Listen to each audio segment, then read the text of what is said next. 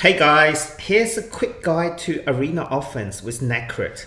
Nekhret was recently on was it a 10x? Yeah. And I was really lucky to get it. It's the second 10x, I believe, since it was released about, this time last year. And it's amazing. So I'm going to go through Nekhret and pairings. Okay, Nekhret serves a role that's really unique. I mean, on the one hand, it's a protection champion. But there are many protection champions, but none of them do this. None of them puts a protection at the start of each round and places a 50% ally protection on the champion with the lowest HP, okay? Lowest max HP. And also places, this is the most important thing, block debuffs. So basically free immunity set, okay? And a strengthen buff. So basically has the best damage mitigation and basically is immune from crowd control effects unless it's removed or expires. That means if you think immediately about hegemons coming in, either with the hegemon's own debuffs from abilities or, even when we think about item debuffs that avoid the accuracy and resistance check. So if you have something high resist, Nekhret is fantastic. And not to mention the damage mitigation on your weakest nuker with ally protection and strengthen. So this is insane, okay? But the insanity doesn't stop there, okay? Whenever an ally is attacked while under that ally protection buff placed by Nekhret, okay, places a shield buff on the ally equal to 30% of this champion. So Nekhret's max HP for 2 turns occurs only if the ally does not already have a shield buff placed by this champion. Okay, so you can't duplicate. Also decreases the cooldown of this champion's Legion of Damn skill by 2 turns. Okay, we'll go Legion of Damn skills. And Legion of Damn is basically an ally attack with anyone that has ally protection, which is usually your strongest nuker, okay? So that's insane. And then grants an extra turn if no enemies are killed by this. And using that extra turn, you can basically have the choice of either placing another ally protection on somebody else, or just doing an A1 that has a really good chance of doing decreased attack. And then if you do masteries, you can basically put evil eye. So basically you can ally attack somebody and then evil eye somebody else. It's basically insane, okay? So for masteries, I've gone for obviously Bulwark. And I've gone for Cycle of Revenge because having extra turns on Nekhret is brilliant. And then Retribution. Alternative is also Selfless Defender if you want more damage mitigation to your allies, but I don't think you really need that because of the ally protection and everything. It's already doing a lot. Just having an extra Selfless Defender is not going to make a world of difference. Lasting Gifts because you want that shield and ally protection to last as long as possible. And then Evil Eye, I've picked Evil Eye because I think reducing turn meter is important on the enemy's greatest threat. Gear wise, I've built in nearly 100k HP. I would advise going to 100k HP. Speed, you want Nekhret to be as fast as possible, really. I don't want him to be too fast because I want reaction to be in effect, and I do also because I might use him on defense, and also I want him to be more tanky. But generally, more speed isn't a bad thing. Defense 3.5k, you can have that a little bit higher. You don't want him to be too soft. 2 pieces of reaction that are not good, like one's attack with really good substats, obviously. And then one is resistance, again, not great. I would like these to be both HP or defense, preferably HP, with more speed substats for the banner, but I don't have that. Everything else, I've got a 5-star HP boots here, ideally 6-star. That's about it. My shield gear isn't brilliant. And you want to pair him with these champions, right? You want to pair him first with your nuker, which is for me, is my Trunda. Look at that, 93k power, right? So this is built reasonably well. 6.8k attack, 294 crit damage, 190 speed to just dodge the enemy reaction sets. So that's pretty good. and then Savage Crew, obviously, and then 2 immunity champions. The first one, which is the lead, is Yoshi. Yoshi plays this attack up. For those who don't remember what Yoshi does for some weird reason, increase attack, increase accuracy, and then also true fear on the enemies. Also has a 40% chance to stun, okay, on the A1. Insane champion. His turn meter gets boosted 4% for each time an enemy receives a buff. So he tends to go quite quickly. And I've got his speed around 317.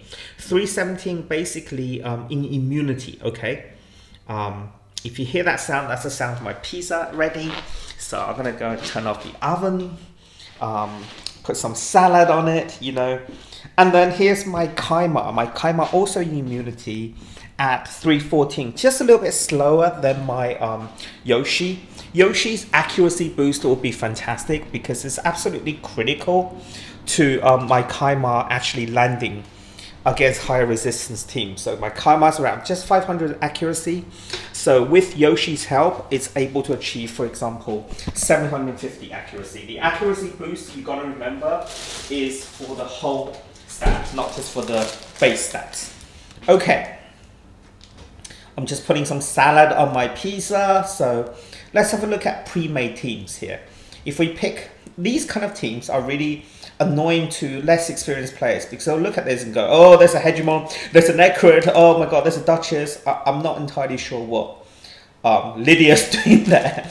But to counter that, this is my most used team, okay?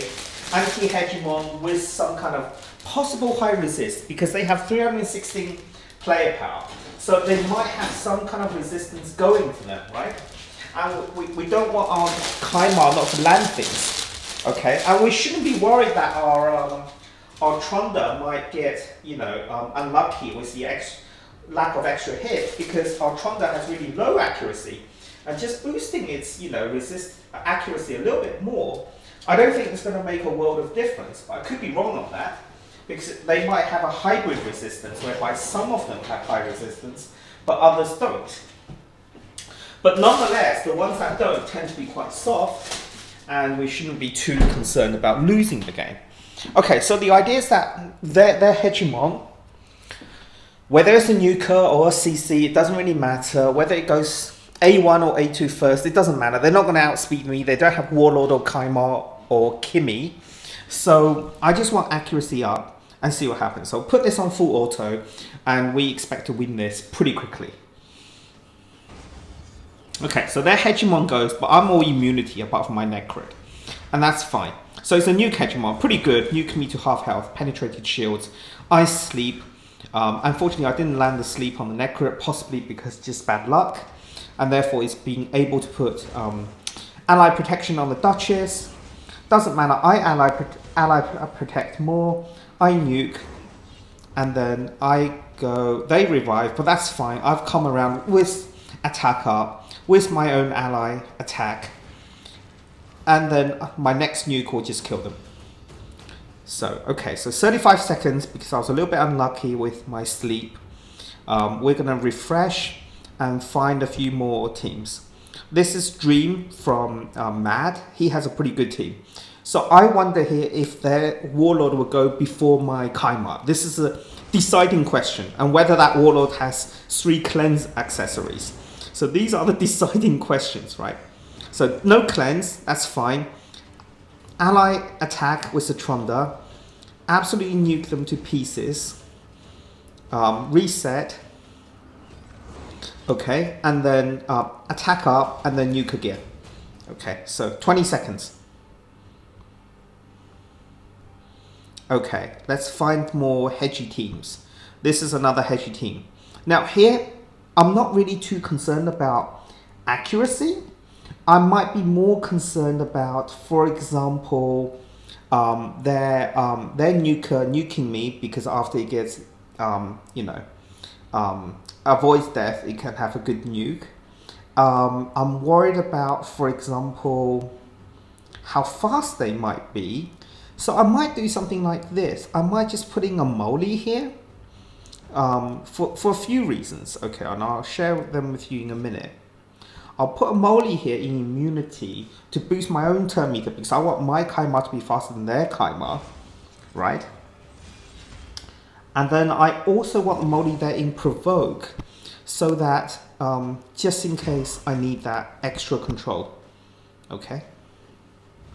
So here I want to try to land attack down. I failed that. Usually that does land though, because I don't want them to do his key ability here, which really hurts. This really hurts, okay? Okay, so we win that, but there are a little bit of risk involved in that. This has, I don't know why people put Lydia there. I really don't. I'm not even going to fight that. It's just too bad. This is interesting because this leads with a, I hope it's a fast Siphi. And the counter here, again, Nekhret Tronda, right? Kaima again with a lead in immunity, but an immunity Valk just to reduce their turn meter. Because if they open with their Siphi, with the A2 of Siphi, they're going to lose turn meter.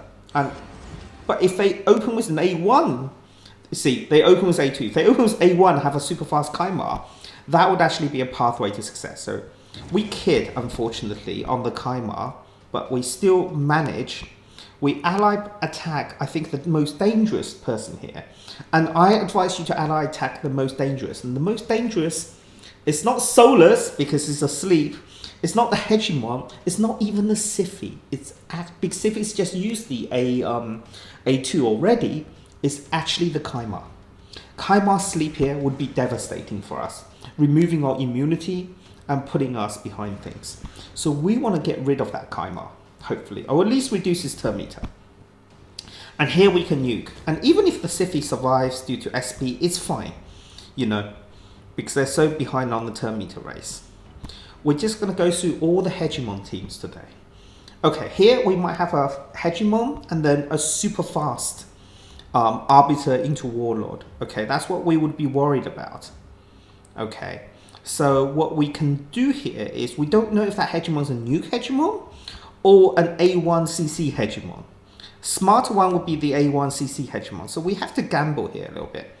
And we're going to put a Moly here just to boost our turn meter. If that Hegemon uses A2, it'll hit Moly. Okay. No, but it's used A1, so I'm dead. Okay. But then we also know here now that this Hegemon is an A1 Hegemon. Okay. And we can have a super useful way of countering that without using even Nekhret. Okay, which is the free-to-play option of having 3 Hegemons doing A2 into their faces. Okay, so you A1 me, that's fine. I A2 you, I A2, A1 you there, okay? But then we can just basically nuke you to pieces. But it's not so practical for reset. I don't want to be spending time and losing battles at reset to find out about the enemy. Okay, so back onto Nekhret demos. For this, easy.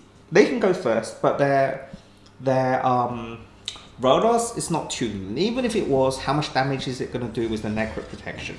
Okay, so when they do this, I can sleep. Even if they're super fast, it really doesn't matter.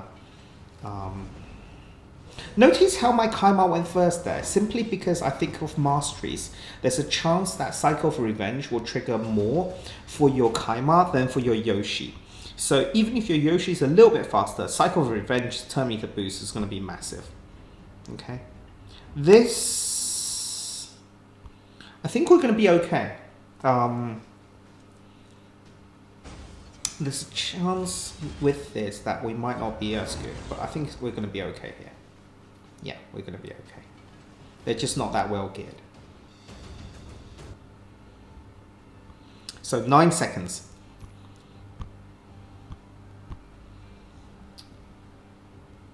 Here's more dangerous because of the folly. We're going to have a look at how much folly damage do they do against a Nekhret protected Tronda. As long as Tronda survives, especially if it has attack up, it doesn't really matter who else dies. It really doesn't. Oh, we were lucky there. We were lucky it was the fear. The fear didn't make Warlord go, and it didn't make the folly go. So we were really lucky there, I think. So that true fear, you don't want to rely on it, but this is why it makes